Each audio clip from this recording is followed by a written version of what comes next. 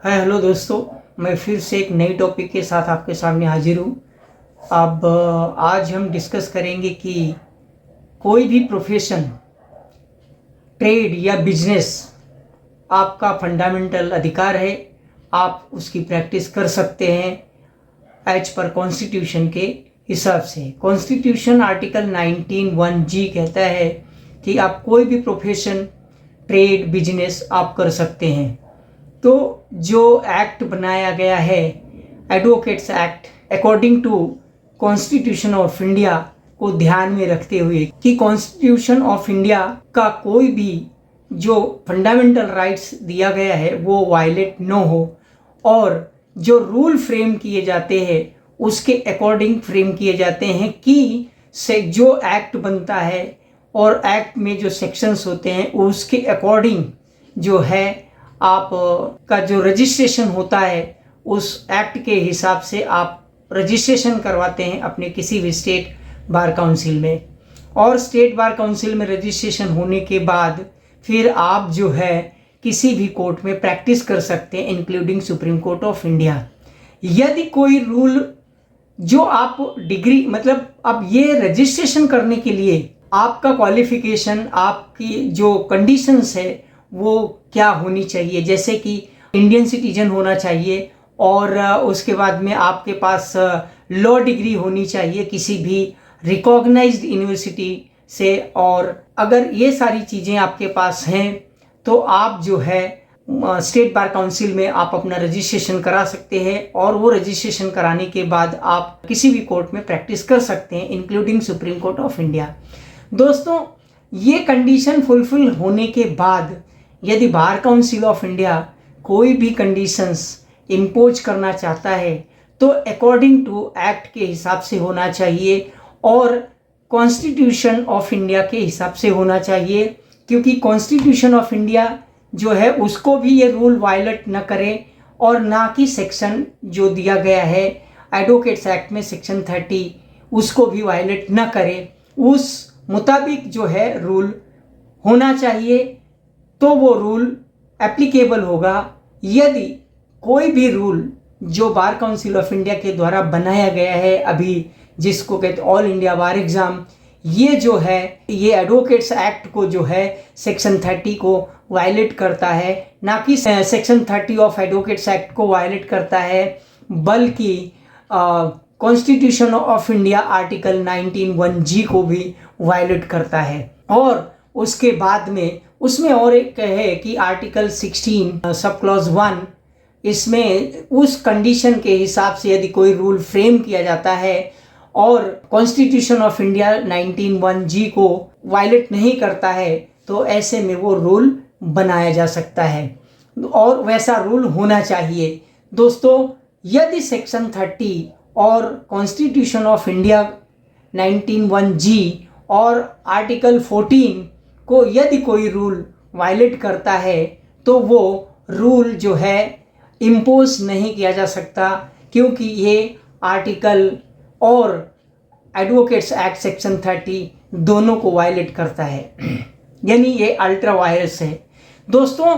मेरा ये कहने का मतलब है कि डिग्री जो ली जाती है, एलएलबी की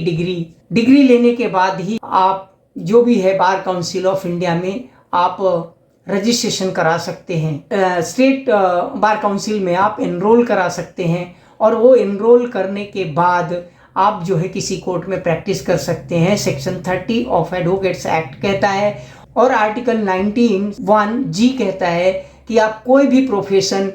ट्रेड या बिजनेस कर सकते हैं, ये आपका फंडामेंटल राइट है। और दूसरी तरफ सेक्शन 30 जो है वो स्टैट्यूटरी राइट प्रोवाइड करता है, जहाँ की आर्टिकल 19(1)(g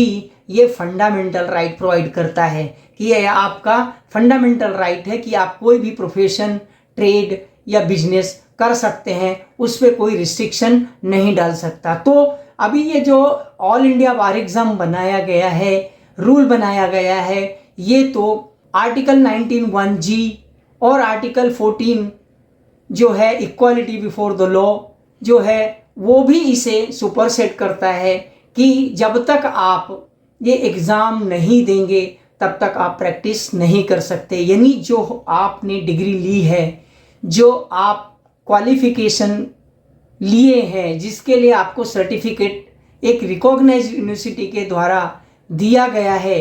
तो फिर उस सर्टिफिकेट का क्या, उसके ऊपर इसका जो है अल्ट्रा वायरस इफेक्ट पड़ रहा है, जो कि डिग्री होने के बाद भी इसे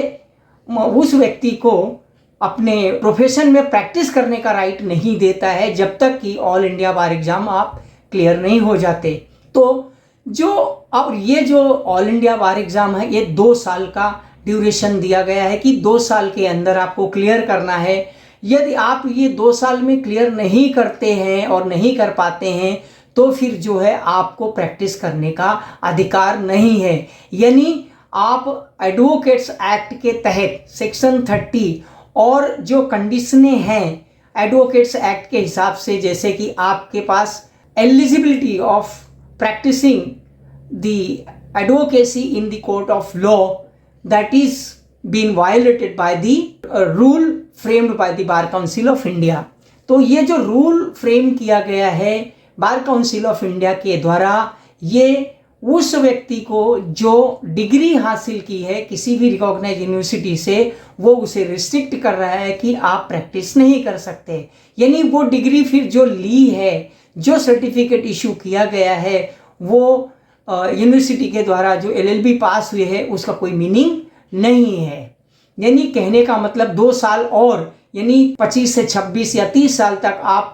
कोई भी लॉ की डिग्री लेते हो, पहले ग्रेजुएशन करना है, फिर आपको लॉ की डिग्री लेना है, और फिर 2 साल और आपको वेस्ट करने हैं, और उसमें अगर क्लियर होते हो तो ही आपको प्रैक्टिस करने का अधिकार मिलता है। तो मेरा ऐसा मानना है कि ये जो रूल है ऑल इंडिया बार एग्जाम 2010, 2014 और 2015 में जो डिस्टिंग्विश बिटवीन किया गया है कि नॉन प्रैक्टिसिंग एडवोकेट और प्रैक्टिसिंग एडवोकेट, यानी वो किसको बार काउंसिल में इलेक्शन में वोट देने का अधिकार रहेगा और किसको वोट देने का अधिकार नहीं रहेगा, ये जो है ये अल्ट्रा वायरस है। और ये एक व्यक्ति को जिसने क्वालिफिकेशन हासिल किया है, जिसने डिग्री ली है, उसे वो रिस्ट्रिक्ट कर रहे हैं प्रैक्टिस करने से। तो मेरा मानना ये है कि ऑल इंडिया बार एग्जाम रूल 2010 जो है, ये सेक्शन 30 ऑफ एडवोकेट्स एक्ट और आर्टिकल 19(1)(g), आर्टिकल 14, इन सब को वायलेट करता है, जो कि ये गलत है। यदि बार काउंसिल ऑफ इंडिया कोई भी रूल बनाना चाहती है या बनाती है, तो वो जो रूल है उसके मुताबिक होने चाहिए। यानी सेक्शन 30 और आर्टिकल 19(1)(g), 14 का वायलेशन नहीं होना चाहिए, फिर वो रूल जो है एप्लीकेबल होगा।